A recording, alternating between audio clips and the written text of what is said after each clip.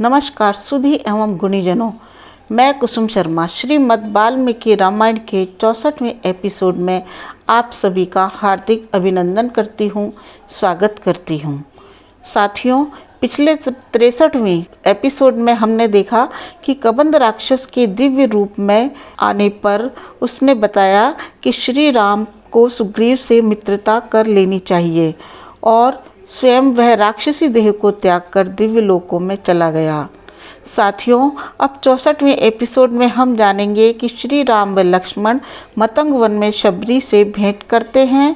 महर्षि वाल्मीकि रामायण में शबरी एवं श्री राम का संवाद ही इस एपिसोड का विषय है। इसके पश्चात दोनों रघुवंशी वीर श्री राम और लक्ष्मण पंपा सरोवर की ओर चल दिए, जो कि पश्चिम दिशा की ओर स्थित है। पर्वतों की शोभा का आनंद लेते हुए अब उन्हें कबंध के द्वारा बताए हुए पुरुष सुग्रीव से मित्रता करनी थी, जो वानर जाति के थे। पंपा नामक पुष्करणी के पश्चिम तट पर पहुंचकर उन दोनों भाइयों ने शबरी तपस्विनी का आश्रम देखा।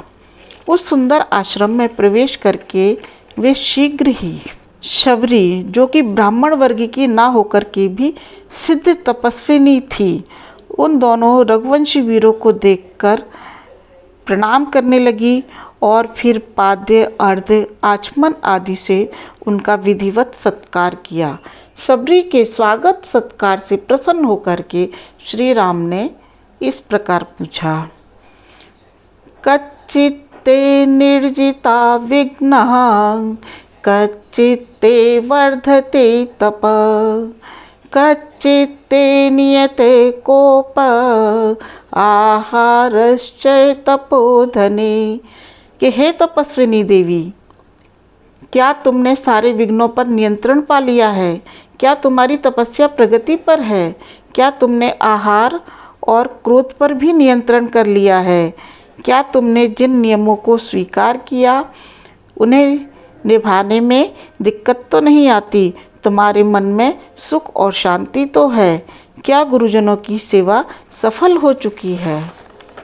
साथियों, मित्रों, श्री राम की इस प्रकार पूछने पर शबरी ने, जो सिद्धों के द्वारा भी सम्मानित थी, खड़े होकर के हाथ जोड़ करके इस प्रकार कहने लगी, अद्य प्राप्ता तपे सिद्धे तव संदर्शनात् मया अद्य मे सफलम जन्म गुरुवश्च सुपूजिता।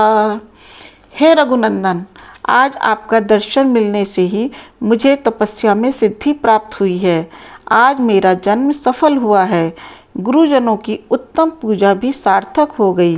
दिव्य धाम की भी सहज ही प्राप्ति हो जाएगी। हे सौम्य, आपकी दृष्टि पड़ने से मैं परम पवित्र हो गई हूँ। साथियों, आगे शबरी ने कहा, प्रभु, जब आप चित्रकूट पर्वत पर पधारे थे तभी मेरे गुरु दिव्य लोकों में चले गए और जाते हुए उन्होंने मुझसे क्या कहा? उन्होंने मुझसे कहा कि आप यहाँ पर आएंगे। उन्होंने आगमन की सूचना देते हुए कहा, शबरी, तू बड़ भागी है, तू बहुत बड़ भागी है। तेरे इस पवित्र आश्रम में श्री राम और लक्ष्मण एक दिन जरूर अतिथि बनकर आएंगे। हे प्रभु, उन्होंने मुझे आदेश दिया कि मैं आपके स्वागत सत्कार में कोई कमी कसर ना रखूं, ठीक प्रकार से आपका सत्कार करूं।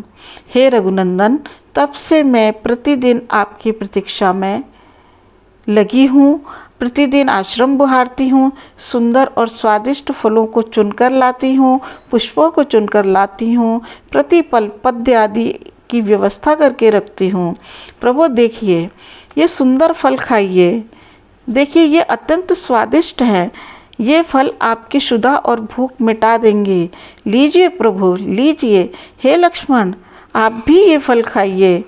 तब श्री राम ने मुस्कुराते हुए उन मधुर फलों को ग्रहण किया। इसके बाद उन्होंने शबरी से इस प्रकार कहा, हे तपस्विनी, मैंने कबंध के मुख से तुम्हारे गुरुजनों का तप का प्रभाव सुना। यदि तुम मेरी बात स्वीकार करती हो तो मैं उसके प्रत्यक्ष प्रभाव को देखना चाहता हूँ।